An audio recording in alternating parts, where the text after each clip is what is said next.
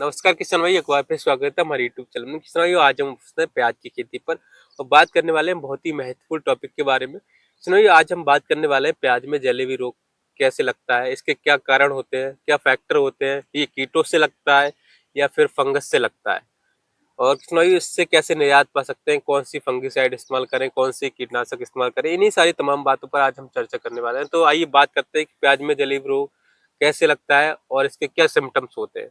तो किसान भाई, वो प्याज में जो जलेबी रोग होता है वो एक फंगस के कारण लगता है, कोलेक्टो ट्राइकोम इसी के कारण लगता है। और इसके क्या सिम्टम्स होते हैं, ये जो पत्ती होती है वो अधिक बढ़ जाती है, बहुत ही ज्यादा पतली हो जाती है, और पत्ती क्या होता है, पीली पड़ जाती है। जब पीली पड़ जाती है पत्ती तो क्या होता है, ये मतलब टेढ़ी बेढ़ी होकर नीचे गिर जाती है, और पौधा की जो ग्रोथ होती है वहीं की वहीं रुक जाती है, नहीं तो उसके कंद का साइज बढ़ता है, नहीं पौधे का साइज बढ़ता है।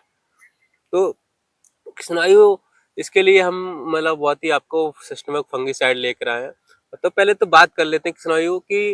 जो हमारे कुछ लोग किसान भाई हुए हैं या मतलब कुछ लोग कहते हैं कि जो प्याज में जलेबी रोग होता है वो कीटों के द्वारा लगता है, और किसानों पूरी तरह से फुल तरह से ये कहना सही नहीं होगा कि कीटों के द्वारा ही लगता है।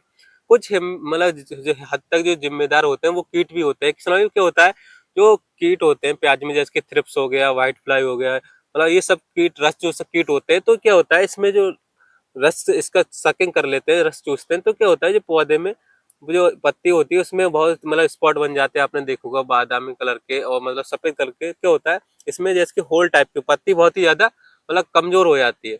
तो क्या होता है जब पत्ती कमजोर हो जाती है तो जो फंगस होती है वो बहुत ही तेज दौड़ती है इस पौधे के अंदर। जब फंगस तेज दौड़ेगी तो पौधा एकदम पूरी तरह से डैमेज हो जाएगा, बीमार हो जाएगा। तो इससे मतलब कह सकते हैं कि कुछ हद तक जो हमारा मतलब कीट होते हैं वो भी जिम्मेदार होते हैं जलेबी रोग को बढ़ावा देने। तो बात करते हैं किसान भाइयों की इसको कैसे कंट्रोल कर सकते हैं। आइए बात करते हैं इसके मतलब क्या टेक्निकल लगाए। तो किसान भाई, इसके लिए आप जैसे कि जो बेस्ट फंगिसाइड आती है, सिस्टमिक फंगिसाइड आती है, आप उसका इस्तेमाल कर सकते हैं। जैसे कि बात करूं मैं नेटवो, नेटवो भी बहुत ही सिस्टमिक और बेस्ट फंगिसाइड है, बहुत ही मतलब इसका जो रिजल्ट है बहुत ही टॉप है।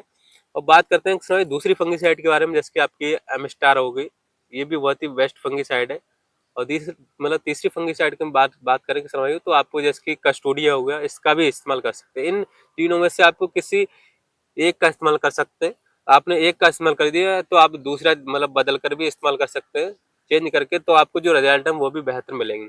समय बात करते हैं इसके साथ में आप जैसे कि ऐड कर लें, जैसे कि माइक्रोन्यूट्रिएंट आता है या फिर जिंक आता है, इसको भी इस्तेमाल कर सकते हैं। क्या होता है जो हमारा पौधा होता है, जलेबी जब रोग लग जाता है तो पौधे की जो एनर्जी होती है बिल्कुल वेस्ट हो जाती है, डैमेज हो जाता है पौधा ना। तो उसके लिए मतलब एक्टिव करने के लिए आपको जैसे कि सूक्ष्म पोषक तत्व होते हैं, जैसे कि माइक्रोन्यूट्रिएंट इस्तेमाल कर सकते हैं, जिंक इस्तेमाल कर सकते हैं। और इसके साथ में सनवायु आप चाहें तो स्टिकर जरूर इस्तेमाल करें। मतलब स्टिकर इस्तेमाल करना बहुत ही बेस्ट जरूरी होता है, क्योंकि जो पौधे में ऊपर से नीचे तक दबा का अफेक्ट हो जाए और मतलब आपको बहुत ही बढ़िया रिजल्ट मिले, और जो आपका जो जलेबी रोग लगा हुआ है ना प्याज में, वो बिल्कुल ही जड़ से खत्म हो जाए। तो आप इन दवाओं का जरूर इस्तेमाल करें और जलेबी रोग से बिल्कुल निजात पाएं, और आपकी फसल बहुत ही दमदार हो जाएगी, अच्छी हो जाएगी। सर अभी बात करते हैं सावधानी की, क्या सावधानी बरतनी है अगर आपकी मतलब प्याज की खेती में ये लक्षण आपको दिखाई दे रहा है जलेबी रोग के, तो आपको इसकी यूरिया का इस्तेमाल नहीं करना है। यूरिया बिल्कुल इस्तेमाल नहीं करना है, बंद कर देना यूरिया। पानी की मात्रा अधिक ज्यादा नहीं देना है, मतलब मीडियम देना है, नहीं कम देना है, नहीं ज्यादा देना है।